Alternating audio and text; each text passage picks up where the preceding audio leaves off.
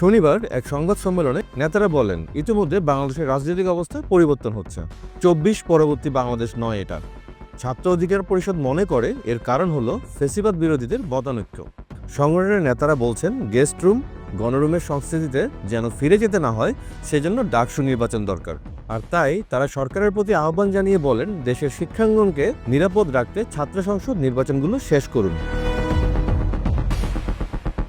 সংগঠনটি বলছে শিক্ষার্থীদের নিরাপত্তা দিতে ব্যর্থ প্রশাসন এবং একই সঙ্গে দেশের নিরাপত্তা দিতেও ব্যর্থ সরকার। ঢাকা বিশ্ববিদ্যালয়ের ছাত্র অধিকার পরিষদের সদস্য সচিব রকিবুল হাসান বলেন, অধ্যাপক ডক্টর ইউনুস সাহেবকে দায়িত্ব দিয়ে আমরা একটা সোনার বাংলা গড়ার স্বপ্ন দেখেছিলাম, কিন্তু তা মলিন হয়ে গেছে। নতুন বাংলাদেশ বিনির্মাণে যে স্বপ্ন ছিল সেটা হারাতে বসেছি। আমাদের দাবি ছিল ডাকসু নির্বাচন। ৩ জন শিক্ষার্থী এ দাবিতে অনশন করছেন। প্রশাসন জানিয়েছিল মধ্য মের মধ্যে নির্বাচনের রোডম্যাপ ঘোষণা করবে, কিন্তু তা হয়নি। আর বাংলাদেশ বিনির্মাণের স্বপ্ন দেখেছিলাম, সেই স্বপ্ন দিন দিনে বিলীন এবং মলিন হয়ে যাচ্ছে।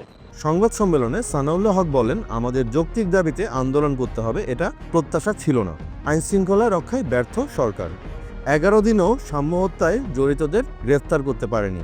এটা সরকারের ব্যর্থতা, এর দায় সরকারকে নিতে হবে। সংবাদ সম্মেলনে ছাত্র অধিকার পরিষদের নেতারা বলেন, অধ্যাপক ডক্টর ইউনুসের সরকার চালাতে সমস্যা হলে তা সবাইকে জানাতে হবে। সংবাদ সম্মেলনে ছাত্র অধিকার পরিষদের নেতারা ঢাকা উত্তর সিটি কর্পোরেশনের প্রশাসকের বিরুদ্ধে কিছু অভিযোগ তোলেন। এর মাঝে একটি নিষিদ্ধ ঘোষিত জঙ্গি সংগঠনের নেতা হওয়ার অভিযোগও তোলা হয় তার প্রতি।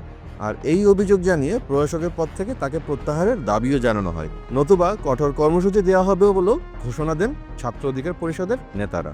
যে ঢাকা উত্তর সিটি কর্পোরেশনের যিনি প্রশাসক, তাকে যেভাবে নিয়োগ দেওয়া হয়েছে এবং তিনি যে একটা নিষিদ্ধ সংগঠনের হিজবুত তাহরির, যাদের সাথে সরাসরি জঙ্গিবাদের সাথে তুলনা করা যায় এবং তাদের ভিতরে সেই জঙ্গিবাদমূলক আচরণ আমরা দেখেছি। সুতরাং সেই সংগঠনের একজন নেতাকে ডিএনসিসির প্রশাসক হিসাবে বসানো হয়েছে।